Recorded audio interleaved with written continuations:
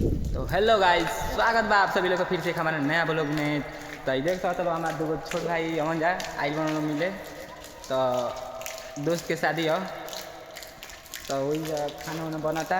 अब आगे दिखाओ तो नहीं वीडियो के माध्यम से का होता। और ये हमारे दोस्त अमन, इनका नाम है लकड़ू उर्फ मुकेश। देख सकते हो रोहित चा देख ला जा